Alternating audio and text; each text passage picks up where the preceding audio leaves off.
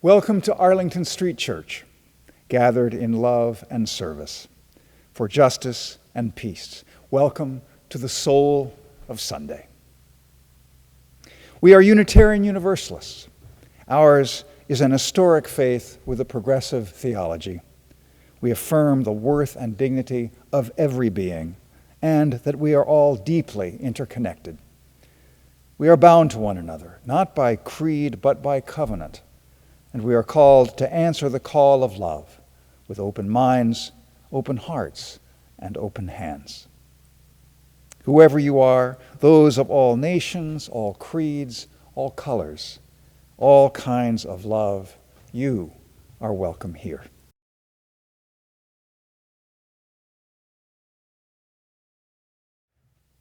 Good morning. I'm John O'Connor, today's worship coordinator. As always, it's good to be together while apart. Please join me in welcoming our musicians and thanking our tech team, lead Art Nava and cinematographer Richard Brew, for making this service possible. And a special welcome to our very own Fred Small. Fred is our speaker today. Cited by Bill McKibben as one of the key figures in the religious environmental surge, Reverend Fred Small is Executive Director of the Massachusetts Interfaith Power and Light and Minister for Climate Justice here at Arlington Street Church.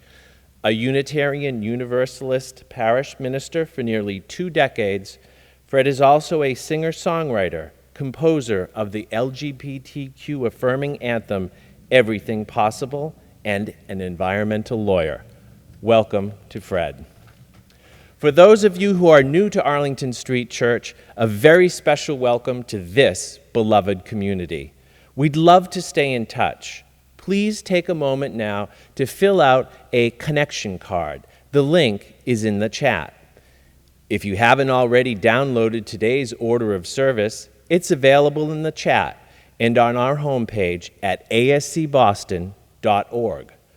All of the hymn lyrics are included in the order of service and will be posted in the chat so that we can sing along together.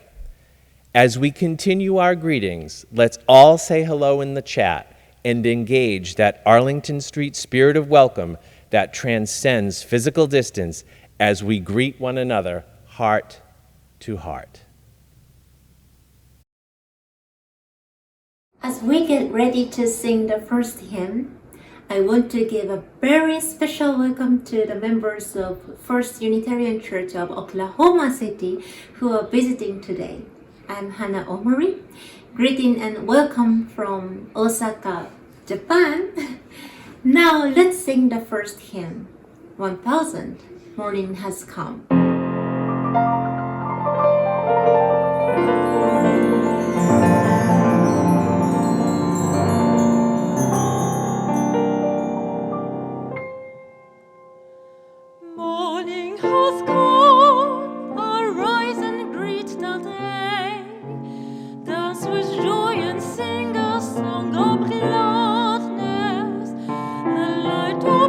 He shines upon each face.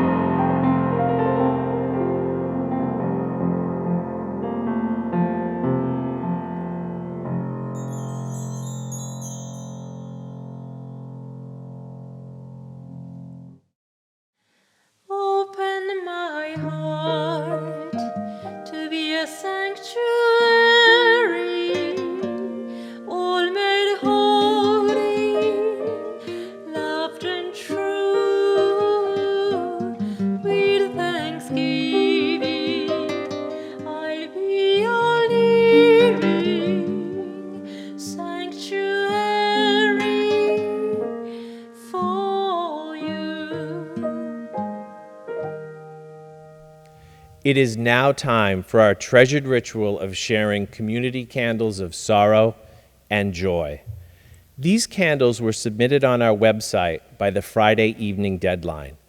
If you didn't submit your candle and have a joy or sorrow to share this morning, please wait until the third candle is lit, the silent candle, and then type your joy or sorrow into the chat. In addition to our sorrows and joy this morning, let's reach out to one another in the week ahead, staying connected. May these times remind us of how very precious this beloved community is. We need one another. Despite having to be apart, may we stay very close. And now, in the spirit of invocation, let's join in singing Sanctuary. The words are printed in your order of service and in the chat.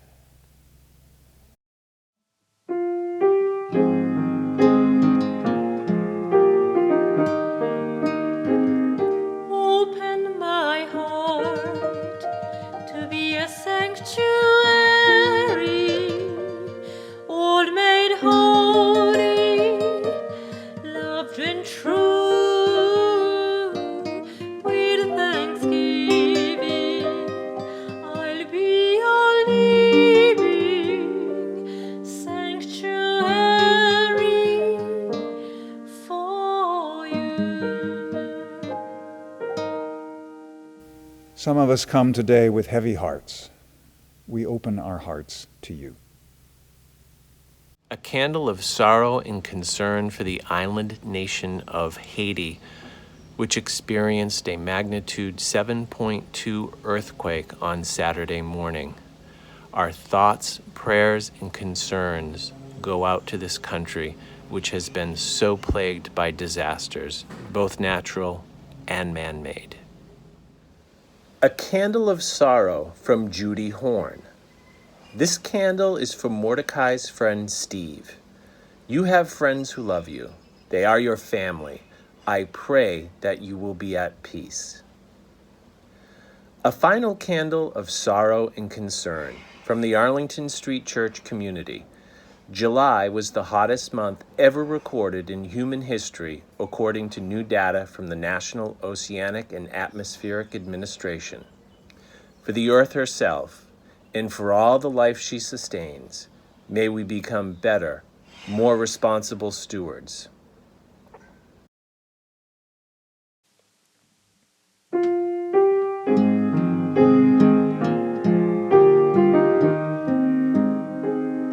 Open my heart to be a sanctuary, all made holy, loved and true. With thanksgiving, I'll be your living sanctuary for you.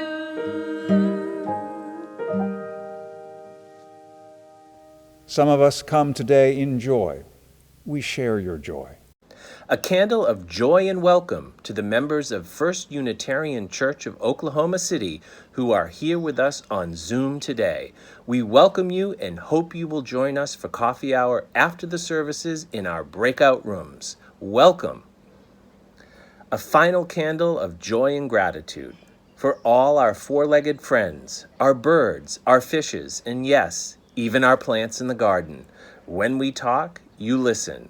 When we grieve, you comfort. When we are lonely, you are present.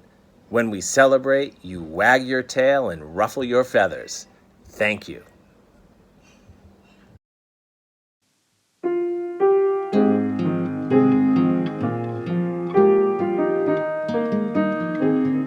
Open my heart to be a sanctuary,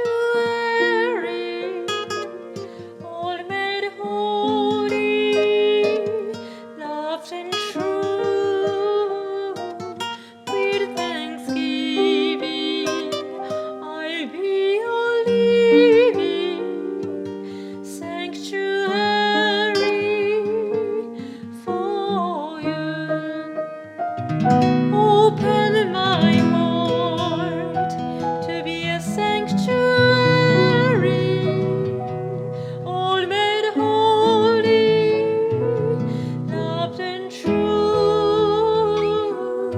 with thanksgiving, I'll be a living sanctuary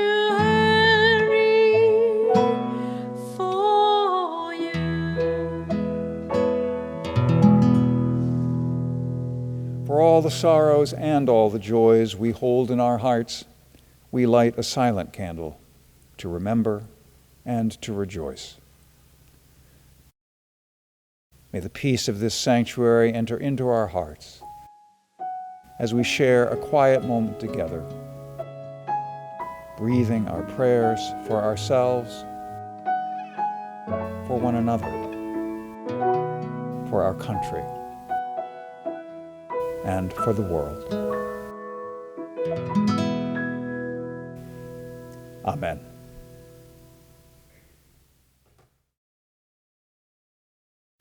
Please join me in saying our affirmation and covenant. It's printed in the order of service and in the chat. Love is the spirit of this congregation, and service is our gift. This is our great covenant, to dwell together in peace, to speak our truths in love, and to help one another.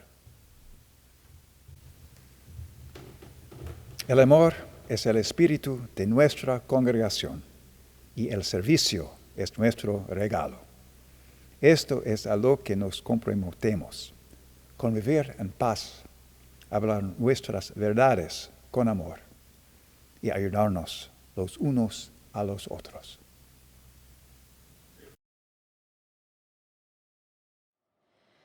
The lone wild bird in lofty flight is still with thee, nor leaves thy sight, and I am thine, I rest in thee. Great Spirit, come and rest in me. The ends of earth are in thy hand, the seas dark deep and far off land, and I am thine, I rest in thee. Great Spirit, come and rest in me.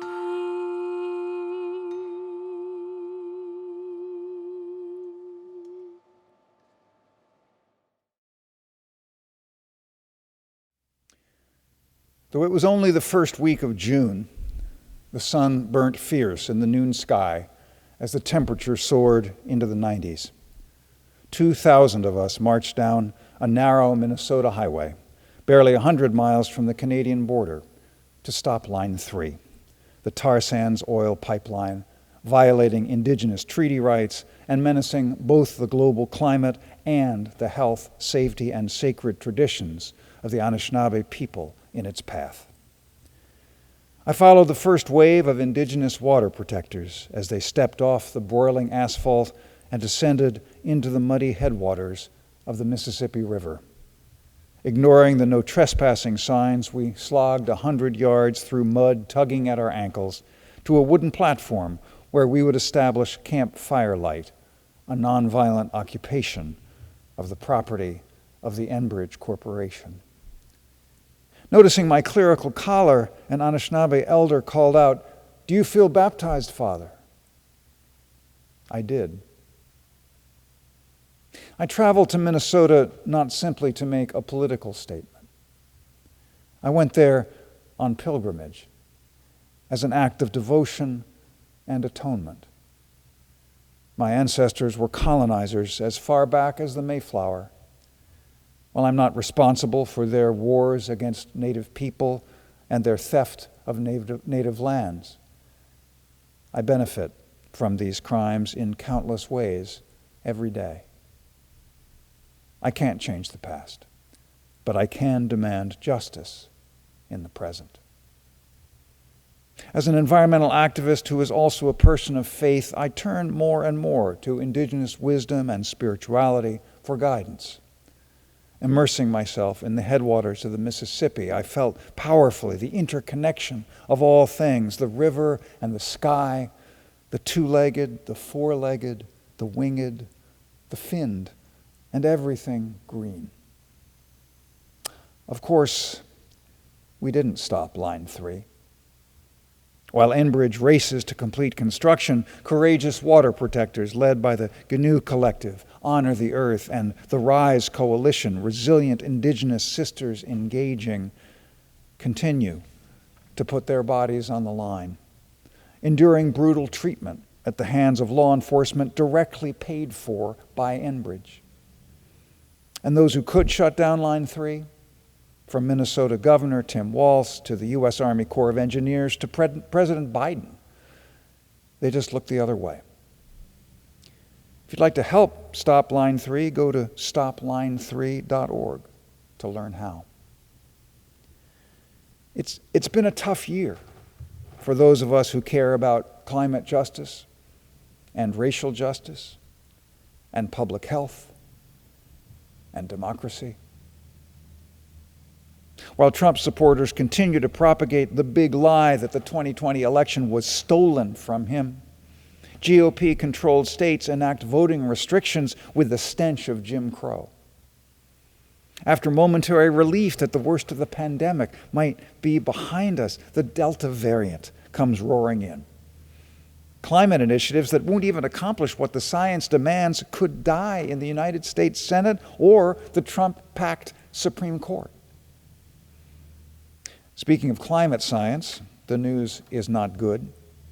Just last month, 14,000 scientists from 34 countries issued a statement warning that the Earth's vital signs are rapidly worsening. We are nearing or have already crossed tipping points associated with critical parts of the Earth system, including the West Antarctic and Greenland ice sheets, warm water coral reefs, and the Amazon rainforest, the scientists wrote. California and the Pacific Northwest are on fire, while their smoke dims the sky here in Boston. After 3 days of record temperatures reaching 121 degrees Fahrenheit, the entire town of Lytton, British Columbia, burns to the ground. Flash floods sweep away medieval villages in Germany. Flooding in China leaves 250,000 people homeless. A monsoon in India triggers a landslide that kills over 100 people. And as always, the poorest and most vulnerable people suffer the most. Everything we worried about is happening, says former White House science advisor John Holdren, and it's all happening at the high end of projections, even faster than the previous, most pessimistic estimates. Given these cascading crises, it's not surprising that many of us fall prey to despair, depression, and hopelessness. To survive, we have to acknowledge the severity of the threats confronting us and feel all of the feelings that well up within us. But acknowledging feelings of impending doom is one thing. Trafficking in doomism is another. Doomism, the morbid, lurid wallowing in worst-case scenarios while dismissing movements for change as futile and naive. Doomism is on the rise. The brilliant London-based economist Umair Haq, sometimes called the master of catastrophe, churns out weekly screeds with titles like "The Future is Here and It's Made of Apocalypse."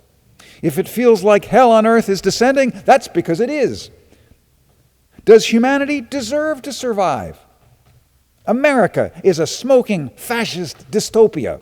And it's not that I'm negative, we really are screwed. Roy Scranton, author of the 2018 book We're Doomed, Now What?, dismisses the efforts of youth climate activists like Greta Thunberg as pure Disney. 2 years ago, The New Yorker published an essay by novelist Jonathan Franzen titled, "What if we stopped pretending the climate apocalypse is coming? To prepare for it, we need to admit that we can't prevent it." Guy McPherson, a retired ecology professor, has gone so far off the doomist deep end that he endorsed Donald Trump for president in 2016. Trump, he proclaimed, is another manifestation of the cleansing fire. He has secured my vote to quicken the demise, sparking the flame. While scientists point out that doomists often distort the science, maximizing predictions of climate disaster just as denialists minimize them, my arguments against doomism are practical and spiritual. And what good, after all, is an impractical spirituality? As a practical matter, of course, giving up, by definition, eliminates any chance of success. As climate scientist Michael Mann points out, if you take the most environmentally aware progressives, lead them to despair, and convince them to dissociate from civilization, they're not out there on the front lines participating in the political process, demonstrating and fighting for the needed systemic changes. Dr. Elizabeth Salwin, co-founder of Climate Interactive, reminds us that every fraction of a degree of temperature rise averted is suffering averted. Just because you can't stop all suffering is not a reason to not prevent what suffering you can. There are tipping points in the human heart and the collective consciousness that could be just as sudden and big as any in the Earth system. Just because the Intergovernmental Panel on Climate Change isn't charged with documenting them, Dr. Salwin says, does not mean they don't exist.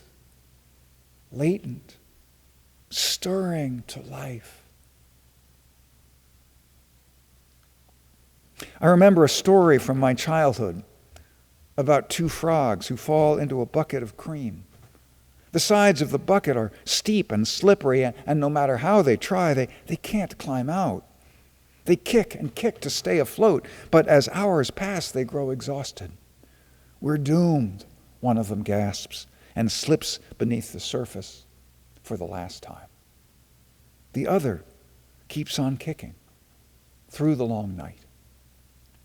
By morning, all that kicking has churned the cream into butter, which provides a foothold for the frog to climb out of the bucket. The frog who died didn't die from drowning. That frog died from loss of hope.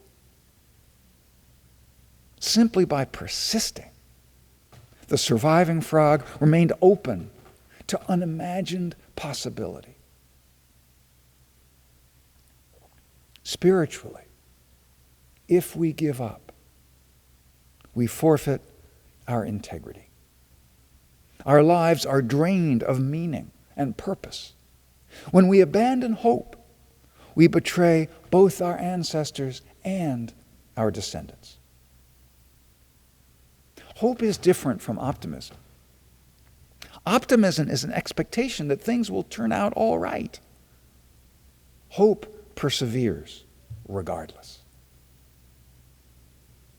Václav Havel, the playwright who became the first president of the Czech Republic, called hope an orientation of the spirit, an orientation of the heart.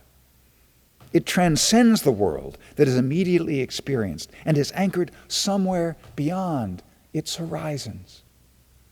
Hope, Havel said, is an ability to work for something because it is good, not just because it stands a chance to succeed. Professor Cornel West, formerly of Harvard Divinity School, now of Union Theological Seminary, says, optimism for me has never been an option because there's too much suffering in the world. Think of all the African bones and bodies at the bottom of the Atlantic Ocean with the slave trade. But hope is something else. You see, because hope is not spectatorial. It's participatory. You're already in the mess, says Dr. West. You're in the funk. What are you going to do? Hope is a verb as much as a virtue. Hope is something that you find in your immersion, and you decide you're going to fight till the end, no matter what. From the coronavirus to the ecological crisis, from structural racism to rising authoritarianism, the obstacles before us can feel overwhelming. And it's hard to know what to do or even where to begin. Lately, I've found comfort and strength in the maxim, do the next right thing. The origins of the saying are obscure, but it has emerged as wisdom for our times. A Google search for the next right thing yields over 500,000 hits. The Next Right Thing is the title of a half dozen books, a blog, and a song from Disney's Frozen 2, of which the official video has been viewed on YouTube nearly 6 million times. We know the admonition, do the right thing, from sources from the big book of Alcoholics Anonymous to the acclaimed 1989 movie by Spike Lee. But do the next right thing. That adds two crucial elements, concreteness and immediacy. Who can say what the right thing to do is and on what scale? But the next right thing, the choice we can make right now, given the circumstances we face right now, that seems doable.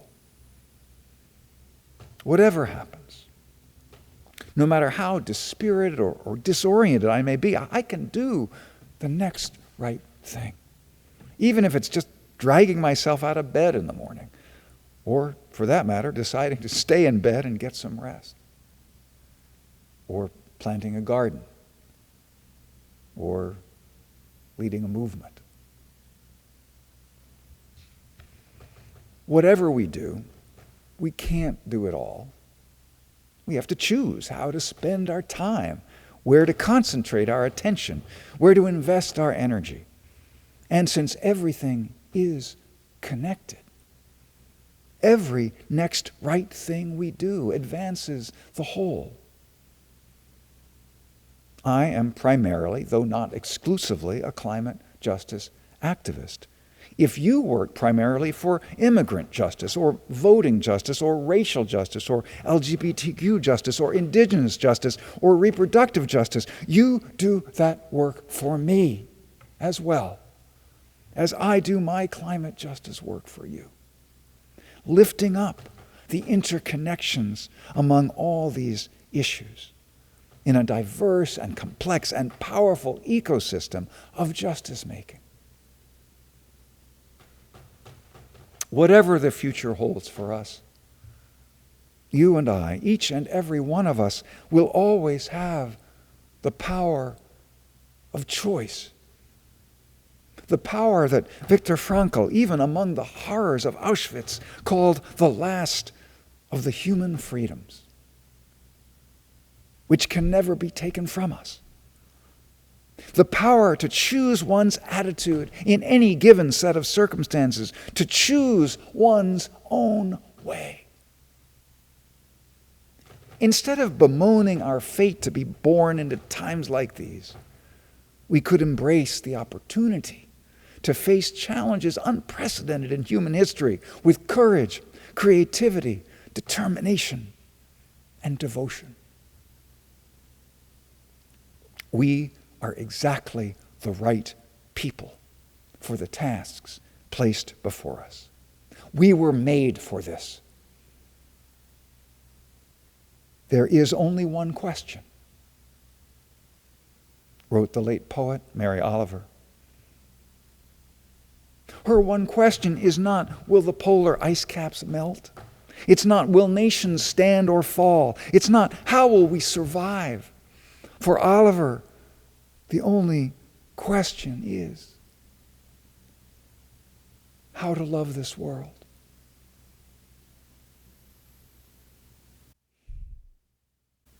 How to love this world.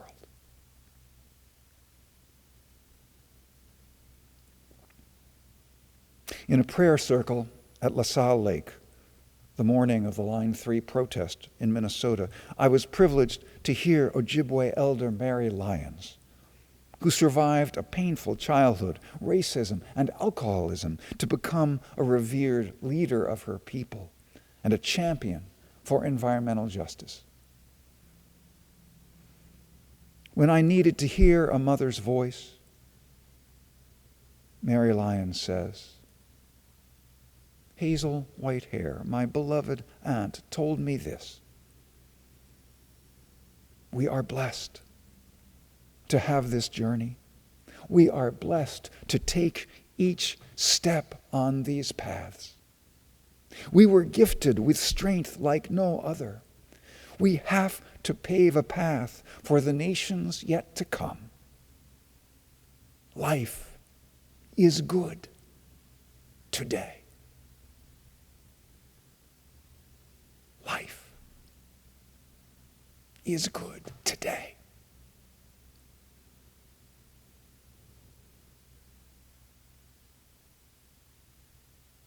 Amen. And blessed be.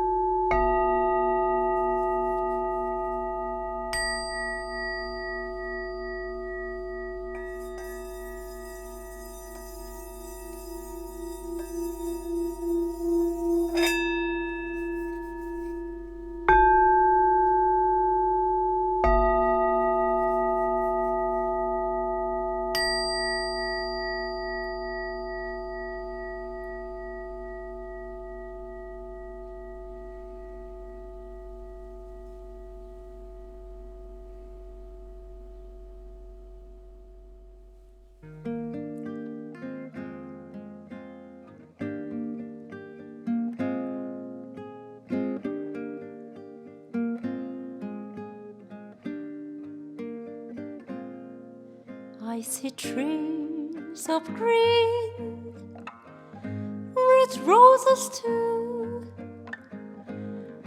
I see them bloom for me and you, and I think to myself, what a wonderful world.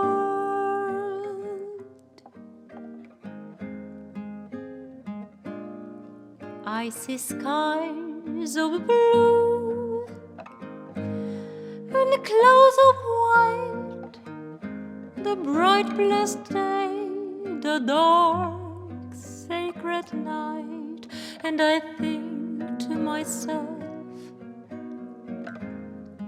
what a wonderful world.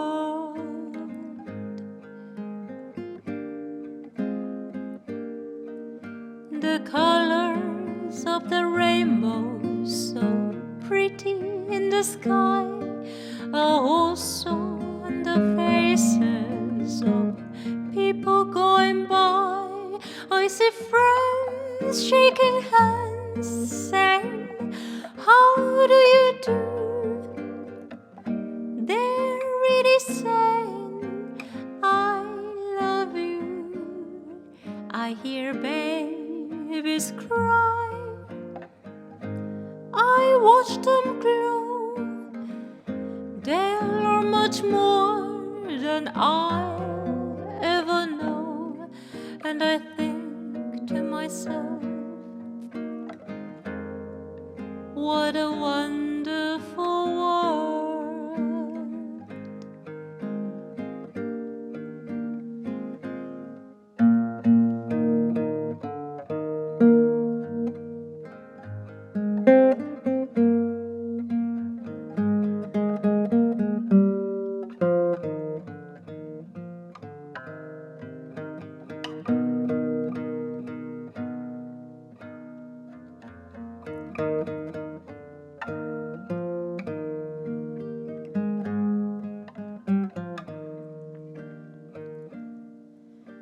the colors of the rainbow, so pretty in the sky, are also on the faces of people going by.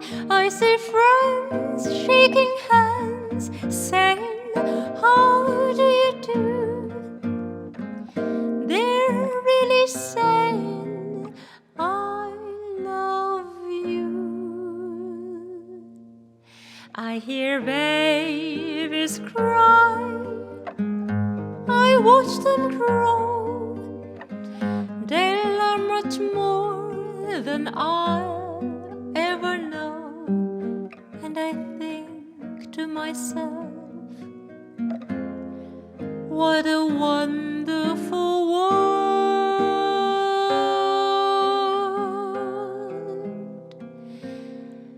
And I think to myself, what a wonderful world.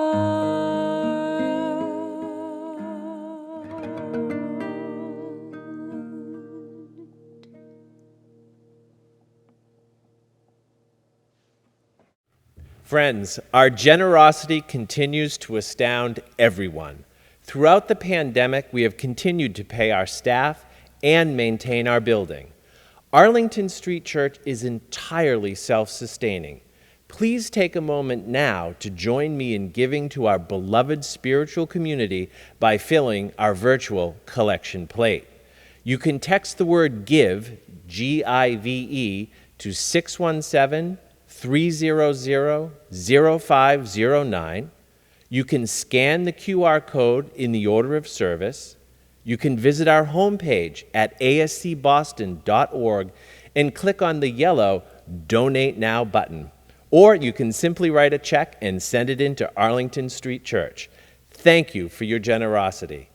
After you make your gift to sustain our beloved community, please continue to share in the chat what inspires you during these challenging times.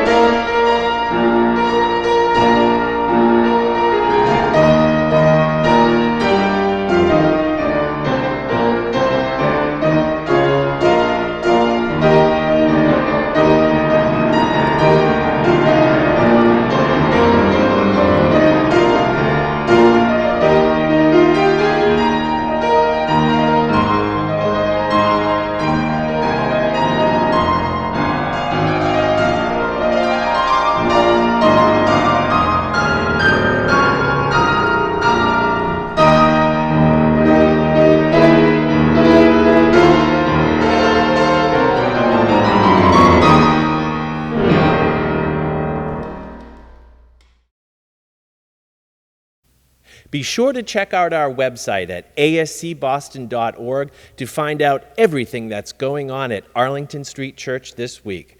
You can join a meditation group. You can have tea with the ministers. Join our poetry group. There are so many things that you can do at Arlington Street Church. And you don't have to be a member. You don't have to speak. And best of all, everything is free. So please be sure to check out ascboston.org and become part of Arlington Street Church.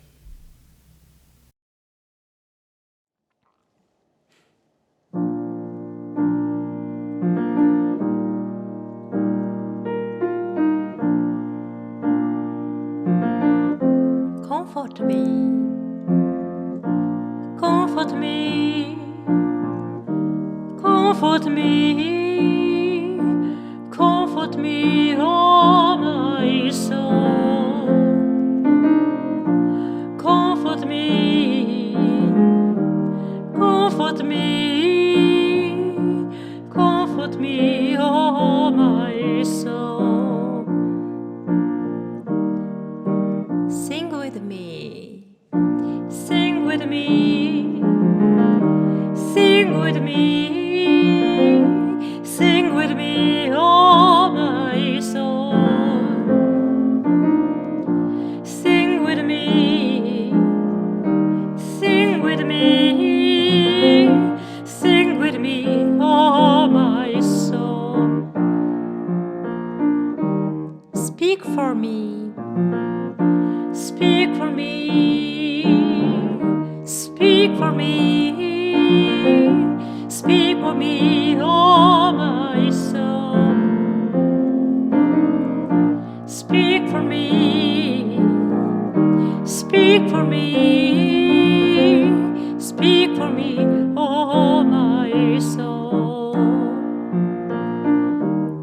Dance with me, dance with me, dance with me,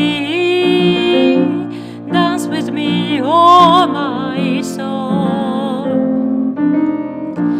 Dance with me, dance with me, dance with me, oh my soul. Comfort me, comfort me, comfort me, comfort me, oh my soul.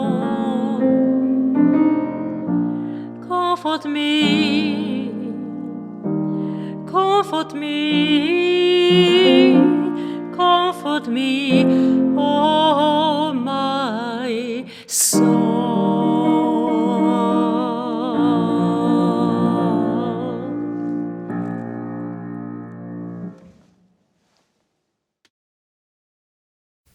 Before our benediction, I invite you to reach out your hands and touch the sides of your square. Touch hands with the people to your left and to your right, and send out love to the person on either side of you and to the people on either side of them. Send out love into this beloved spiritual community and feel it coming back to you. Love is the spirit of this congregation. And now for our benediction, I invite you to put your hands over your heart in Namaste. I bow to the divine in you. The words of great-grandmother Mary Lyons. Life can either be a walk in beauty or a silent place of pain. It's up to you to either live powerless and stuck in your old surroundings or take back your power and create a new world for yourself. You are the only one who can tell your body to breathe. Life is free, it's a gift, it's yours, and yours alone. You can choose how to live your life. If you love it, live it. If you hate it, change it. You have the power to breathe life. So now, go live it. Amen. And blessed be.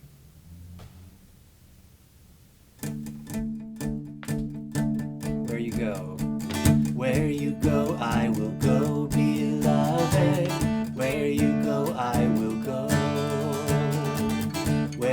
go, I will go, beloved. Where you go, I will go. For your people are my people. Your people are mine. Your people are my people. You're divine, my divine. Where you go, I will go, beloved. Where you go, I will go. Where you go, I will go, beloved. Where you go, I will go. For your people are my people. Your people are mine.